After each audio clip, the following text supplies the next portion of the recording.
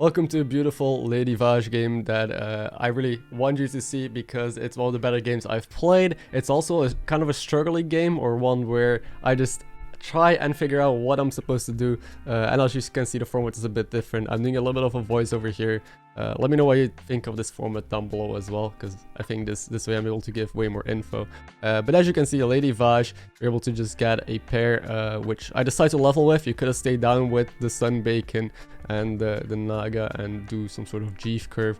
But I like just leveling there, since it doesn't really benefit me too much to stay down, so I'm dying the fight anyway. And this turn I decide to hold for my quest, so as you can see, I will lose the fight because of it. If I used one gem, I would have been able to tie, but there's a quest that is add stats, which is why I'm holding the gems, and we got an offer on the left here, add stats. The middle one is summon as well, so both of them can now get more progression because I held cards in hand. And that is also Pilfered Lamps, with buying 18 is so hard. Smoking Gun, it's a no mag beast lobby, so it's not very good. So I just take the left quest, which is really bad, but it's the only one that I can do in the foreseeable future pretty easily. And this turn as well, my shop is not great, so here I level hero power, because I can, because I have 1 gold left. Instead of just stay down and buy 2 crappy cards. Now the reason why I like this curve so much is you don't see it that often. It's called a Toki curve, where you basically do a basic curve, but you level to tier 3 a turn earlier. Just if you have a shop that doesn't work out, and if there's better cards in tier 3 you can hit, which, you know, I'm looking for a good Naga. I think it's pretty good to get better permanent spellcraft units there. I'm gonna lose the fight now, but yeah, keep this curve in mind. If you have a 1 gold hero power, it can work out pretty well in situations like these. So my quest is just increasing stats on board. A gem splitter is good, but again, it's a nomad lobby. I have no shields yet, so taking the furniture without the house, not a big fan of it. And this shop also not great, but again, like I said, this game, I think I adopted a little bit of a different mindset, where I'm just seeing the game more as a puzzle. I just see what I get offered and try and make it work in the best way possible. Since I already have a bad quest, I'm a pretty bad hero as well. I have a pair, and yeah, here I'm just able to scale up a Glyph Guardian permanently and give it a Divine Shield. So now we have a pretty big Divine Shield card in front to hopefully win us some fights. At best, tie us some fights, save us some health, and still a pair that can triple into a higher tier and give us a way to scale, because right now I don't really know what I'm doing. This turn you could just level hero power or whatever. There's also the dragon buff in shop, which progresses our quest, but I decided to just go for Amalgam, because Amalgam has, well, there's Murlocs in the lobby, so you activate Lookout. You can also poison it, while, no, I think dragon buff is decent, but it could also steal the buff from the Ember Guardian, I think is the name, in the back. And here in the end, I just buy a pip because it could triple hero power, get a shoal, put those stats still permanently on the Glyph Guardian, because I think that's the card I'll be keeping. And it's pretty good with Divine Shield, but Divine Shield can land onto Amalgam as well, so it's kind of a 50-50, and here it does land on the Amalgam, but it's not that bad. Also in combat, I am also increasing my quest with the Glyph and with the Ember Guardian, so I could get it done in 1 or 2 turns. Not that it's very relevant, quest is not that good, but still something to keep in mind. And we're able to tie here. Also, another thing is, the reason why I value the Amalgam so much is because, well, I can get permanent Divine Shield. So Lady Vaj can kind of be like a George in the end game, where you just Divine Shield cards, because you can perma Divine Shield the spell on tier 5. So setting up for Amalgam that can get poison and then perma shield, pretty good. That's not a reasoning. Here I just level by hero power, pretty basic. Now I do have a win free, but I don't want to perma it yet. I think permaing stats is more important right now, so I'm gonna play the shoal spell first, just get those stats onto Glyph Guardian, and later on down the line I can put perma win free on it, because right now it's not that valuable. The stats are way more. I get my quest done in combat. Sadly, I rather got it done during the turn, but I was one off. There was no way for me to do it, because this is an end of turn trigger. But so be it. Now the Bran almost has their quest done as well. They tripled early, but as you see, we're actually not that weak. I am able to tie this fight, I think, or potentially win. Gonna be a tie, and we're still healthy. So even though I had like some awkward chops, I had to power level. We just try to make work what we got, and we're able to level to tier 5 here with still 35 health. With our quest done, our quest is kind of bad. Again, we can't rely on it. I hero powered, I missed on the Divine Shield, but we roll our triple 1-drop finally. So tier 5, got a triple locked. Life is looking okay, and hopefully that triple will show us what we're doing this game, because again, we have no direction yet, no way to scale. I'm just trying to be strong.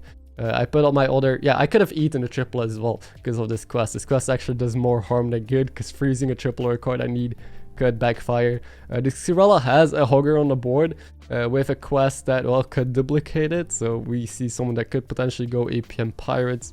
Let's hope we don't do that. And Hogger will die here, so they don't get a Hogger back. But yeah, so our quest, I'm not really paying attention to it. It's just decent. It's going to buff 2 cards. And hopefully doesn't eat whatever we're freezing for. This triple, hopefully it's also Orgazoa or Atissa, because going Naga, obviously with a 0, is pretty good. Sadly, we missed. So you don't like to see those triples offered. Uther is a good tempo spike. I was definitely considering it. Dargaze Elder, we don't do anything yet. We do have an Amalgam that gets buffed, and hitting Agam would be good because we could go into Menagerie, but Timon does something already. Timon or Teotar, whatever the hell you want to call it, will already start outputting buffs on the board. And I do have a Glyph Guardian, which is really big, which is going to stay. I also got a permanent Divine Shield here. We do have an Amalgam that's probably going to stay, and then I can just keep either the Naga or the Pirate or whatever, a different tribe pickup if I can find it. And then the T guy is just going to buff permanent cards pretty well already. So that's why I chose it. I just do the classic cycle neutrals here. I sold out of Ember Guardian because I found perma shield onto my dragon already, so I don't really need it. I would still shield my Amalgam, but again, I want to have as little tribes as possible on the board, and if I have dragons on the board, I only want 1 dragon, so the buffs are concentrated there. So as soon as I find T, very often I just try to condense my board into the cards I absolutely need. Now this opponent, this ticket has double Critter Wrangler, is really strong already, also because of their Sapphire probably. So they stole all of our Nagas, great scaling, and they're absolutely gonna obliterate me. Good thing they're still damage cap. I mean, it's only turn 9, right? Or turn 8. So it's pretty early, no one dead yet. Probably the first person is gonna fall here, which is true. We were facing them luckily, so even though we were 35 health most of the game, we finally took a 15 hit, are able to get the ghost or get to chill. So this turn I'm just gonna buy neutrals. I skipped the Baron because it doesn't do anything on my board. I prefer buying neutrals that actually do something initially if I don't necessarily need the stats, especially against ghosts here. Jug is a pair, it buffs. But here my gold works out too well that I can just buy this Wow Smuggler, which works with the dragon I have in front, buy double buffs. And then I could cycle the spawn as well, but I do want to hero power every turn because again, perma Divine Shields are so good. So until I find that Divine Shield Naga on tier 5, I just have to hero power every turn.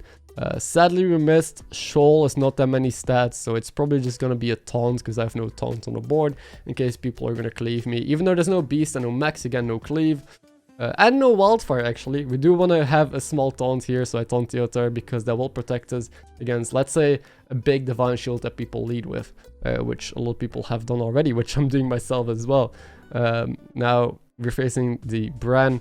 Again, I'm cycling with Teotar. That's the main skilling I'm using. And as you will notice, a lot of people don't like Teotar, but even just a single one ends up being pretty good on this board. And I minimized my board. I was able to find double Wow Smuggler, but what I do is I always just make 3 big cards. A lot of people have multiple cards on the board, still like 4 or 5 that they're buffing multiple tribes.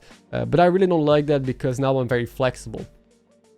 I can also my positioning, I'm gonna put a non-Divine Shield first because the Bran had big Murlocs, but they could just taunt the Bran or have another small taunt, and then leading with big Divine Shield just means that my Divine Shield hits get wasted here. So instead I put the big Divine Shield second now. In reality, this guy doesn't even have a single taunt or a single poison, so it doesn't matter. But coming back to my board, the reason why I'm only playing with 3 actual relevant cards is, again, I can just fill the board now with neutral tech cards. So if I find a Selfless, I want to pick it because it buffs my board. Plus, I can keep it on the board. Same with Leroy. Same with if I have Selfless, I can find Baron or Manted Queens. They're all neutral cards. I could play with Teotar, and I can then stay on the board because I'm not board locked. So I really like the flexibility of keeping my options open. I'm still winning fights. I'm still very strong. Still have another pair on the board. So far this game is looking pretty decent. Here's a Reef Explorer, which could triple the Gambler, which is why I bought both Gamblers.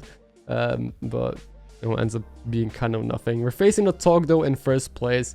And I still haven't gone to tier 6 because again I have a pair and I want to find Toxfin. I'm also looking for Lookout or Toxfin or anything to try and give me poison onto this Amalgam that is still just like a big body on my board.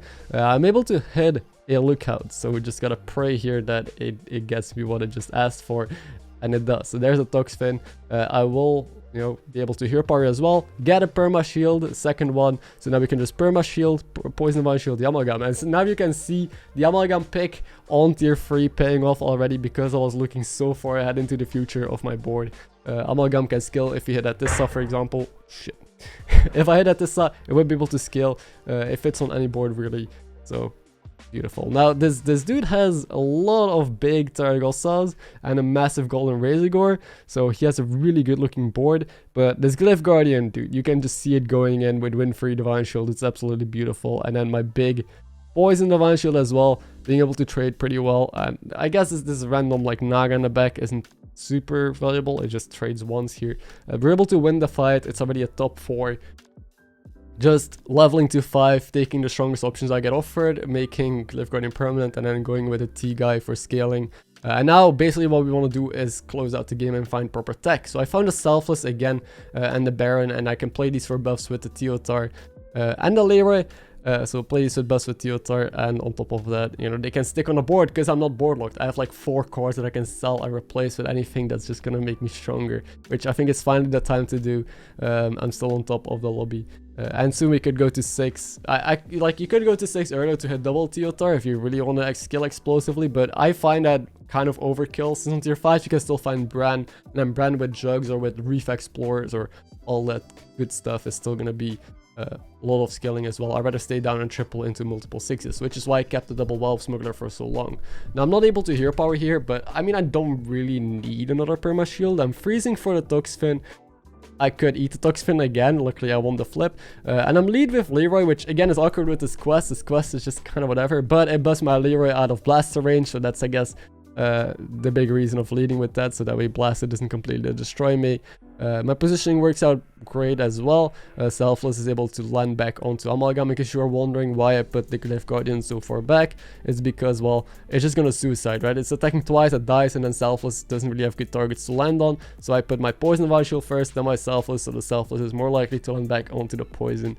Now we don't kill Galagron, oh my god, we don't kill Galagron, English, sadly, because, well, he was able to clear my left side card there. But we leave him at 1, which is actually a good thing, because now we can face Ghost. So if we killed Galagron here, we would not be able to face Ghost. So we get to chill, get a permanent Divine Shield, which I guess is going to go into the Naga now. Now I do a Toxfin, so it's probably better to just put another Poison on the board and just, I guess, have the Naga chilling in the back, and we could replace it at some point. Here, I guess I'm just looking for a Murloc to poison. Doesn't really matter too much. I'll take the Econ. And Teotar probably has to come out soon. Now, I don't have a taunt then anymore, so hopefully I'm able to find... Well, there's a taunt in the shop. Beautiful. And now we just got to think about what we taunt. And against both opponents, I think taunting the Leroy makes a lot of sense. Leroy is already almost buffed out of Blaster range if Blaster attacks into it. Because, well, the quest mainly helped with that. And then I can, like, if the Dragon player is gonna lead with their big Razorgore still, or with their Targosas, which is likely they do, and if they have Divine Shield, they're just gonna get one-shot by the Leroy. And also our last opponent that we saw might lead with Manta Queen, and they just knew I had a small taunt, which they might still play for. This Ghost, for example, as you can see, just also has a big, like a Divine Shield Quillboy up first. You're able to beat him, and it's the top 2 against indeed the Dragon player who was able to kill the Galakron, who was pretty techy. So we know that the Dragon player is on tier 6, and just big stats usually doesn't win against the Galakron. So that means they probably found Nadina, which is scary. Now Hero Power just gives me attack, is not that relevant. And to beat the Dragon player, I think we already have a good board. We have double Leroy, Selfless, some Poison Divine Shields, and then I guess that Myrmidon in the back. So I think I should be favored most of the time. Now, again, I do expect Nadina it's pretty hard to play around, but because I expect Nadina, leading with Leroy does not make too much sense, because then it could just die into taunted Nadina. Instead, I lead just with a Poison Divine Shield that either hits taunt Nadina or just a taunt. And then if their board has a bunch of shields, I want Leroy to go in, and then Selfless to bump another shield. So that's why I'm positioning the way that I do here. And Gedel was correct, assuming that there's going to be a taunt Nadina. You can see the taunt and Leroy, again, just being beautiful, because people don't really play around it that well. The second Leroy, again, being able to kill a Divine Shield, and Selfless bump another shield, so positioning worked out beautifully. Selfless landing back onto Poison, and this is going to be an easy win. Now, I don't think we kill them, though. especially if they hit right side here. We don't deal that much damage, so we just gotta pull this off again. But they know about my board now. So in these end games, it's tricky because you basically gotta play around your opponent playing around you. I don't think Queen is gonna be that good or relevant because they just have a bunch of Divine Shield Dragons, right? So we're just gonna trade my Queen like it's any other card on my board.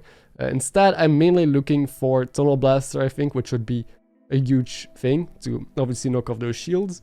Now, what is interesting is that their dragons already have shields even without the Nadina because of Targosa's, but even the Razorgore had a shield already. And I bought the Sunbacon so that way I could jam up my Leroy in case I do find a blaster, so that way, you know, I don't kill off my own Leroy. Now, opponent zaps me, which is something I didn't see coming, so Zap is gonna hit my Savjz and my Leroy. It's interesting, look at their board, it's still full Divine Shield, so the Taunt and Nadina doesn't really get great value. Savjz luckily not landing onto Leroy, but still one of my Leroys is dead anyway, and the Taunt and Leroy is still able to kill like their big Razorgore. So they didn't really position around that purpley, but it's just gonna end up being a tie. Classic, just big shields, big poisons clashing into each other, and yeah, we're like, the thing is he doesn't OTK me either, so he has to beat me twice if he wants to kill me, meaning I can kind of sit back and just chill and look for the Tunnel Blaster and for the better tech to beat him. Now there's another Savjz here, but I will pass it since, well, I know that against this board I just want Tunnel Blaster. I basically just want to hit the card that beats him, since Savjz might not stay on the board anyway. And in this shop, for example, we can see a Toxfin and a Murloc, so I'm going to sell out of the Savjz here, just put another poison on the board. The Myrmidon is also finally out because, well, it basically does nothing. And here, because I'm roping out, you know, I can just perma shield this, but I put my gems onto the poison Murloc since I had no time. I should have put it onto the Leroy. I don't have my blaster yet anyway, but my opponent blasts me. I did not see this coming. I did not expect them to ever blast me since they have a Taunt and Nadina, but they do. So now my Leroy actually just dies because I didn't put the gems there. That was definitely wrong on my part. And the Nadina does not pop there. It's still on the back. And we lose. So we lose, not killing Nadina. And yeah, they switched up their board in a way I did not expect. So this is the end game, right? Like, I need to play around the unexpected and try and do the unexpected myself to play around them. So our Leroy is now kind of useless. We also got this 1-2 on the board that's doing nothing, so this Toxfin kind of irrelevant.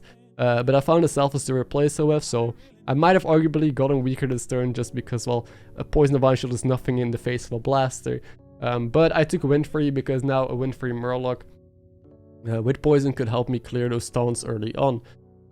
So Leroy also has to go, and I find a pretty good tech, which is this dragon. If you don't find a blaster, this dragon is basically a one-sided blaster that could bump shields on your opponent's board. So now I think I'm in a really good spot. I just gotta figure out the positioning.